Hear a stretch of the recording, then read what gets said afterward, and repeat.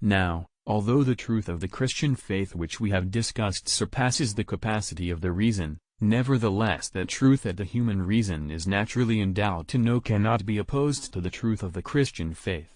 For that with which the human reason is naturally endowed is clearly most true, so much so, that it is impossible for us to think of such truths as false. Nor is it permissible to believe as false that which we hold by faith, since this is confirmed in a way that is so clearly divine. Since, therefore, only the false is opposed to the true, as is clearly evident from an examination of their definitions, it is impossible that the truth of faith should be opposed to those principles that the human reason knows naturally. Furthermore, that which is introduced into the soul of the student by the teacher is contained in the knowledge of the teacher, unless his teaching is fictitious, which it is improper to say of God. Now, the knowledge of the principles that are known to us naturally has been implanted in us by God, for God is the author of our nature.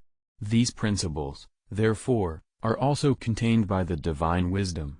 Hence, whatever is opposed to them is opposed to the divine wisdom, and, therefore, cannot come from God.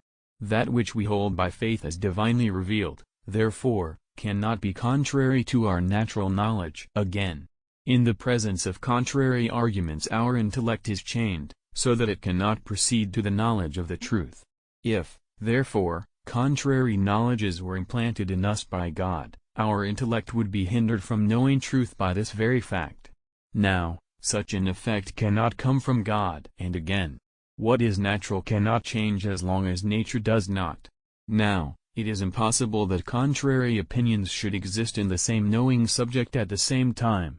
No opinion or belief, therefore, is implanted in man by God which is contrary to man's natural knowledge. Therefore, the Apostle says, "The word is nigh thee, even in thy mouth and in thy heart."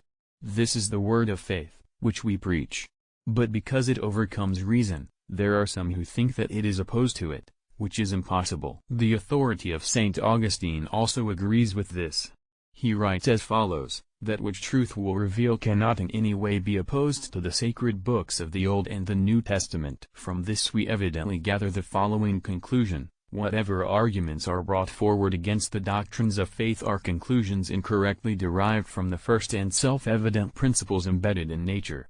Such conclusions do not have the force of demonstration, they are arguments that are either probable or sophistical. And so, there exists the possibility to answer them,